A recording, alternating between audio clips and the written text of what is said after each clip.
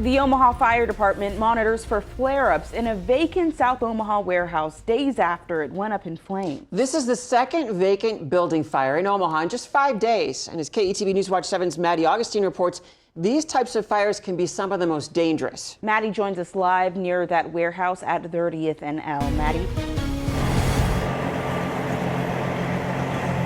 Yeah, Quinicia, Julie, back in December, we actually heard from Mayor Ewing and Fire Chief Kathy Bossman about the uptick in vacant structure fires like the one that happened at this warehouse here in South Omaha. And just take a look. You can still see multiple fire engines still here at this warehouse, and all around this area there are just piles of ice showing the amount of water that fire crews had to use to extinguish this fire and the cold temperatures they've been working in. The Omaha Fire Department says vacant structure fires like this one are some of the most dangerous situations they face.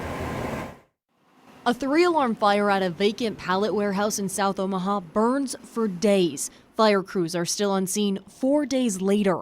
Last week, a fire at this abandoned hotel near 108th and L Streets.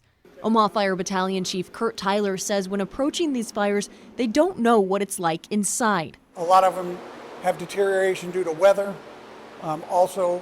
Some unhoused may get into those structures and deteriorate them. You have scrappers that come in and tear into them. So not only do you have those issues, but also just issues with blind hoistways, for instance, with elevators. You could be crawling around in zero visibility and take a turn, think you're crawling into a room, and it's actually a 3-story drop into an elevator shaft. Tyler says even if the structure is vacant, it can still lead to injuries or deaths, like what happened in this fire near Saddle Creek Road and Hamilton Street in November. 3 people were hurt. Officials believe they were trying to get out of the bad weather.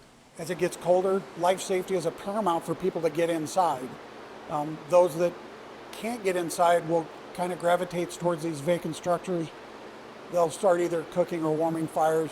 Tyler says those fires can get out of control, but flames can start in other ways as well. If they still have their services hooked up, you may see some kind of electrical short or an arcing event. Sometimes they're doing some remodels that are vacant. The city of Omaha does have an abandoned and vacant property ordinance aiming to curb safety issues. According to the ordinance, property owners are responsible for securing buildings to ensure they are not accessible to the public. I have reached out to the city's planning department multiple times asking what responsibilities the city has in enforcing that ordinance and how property owners in the city need to respond after safety issues like a fire. I have not received a response yet. OFD is still investigating what caused the fire here at this warehouse.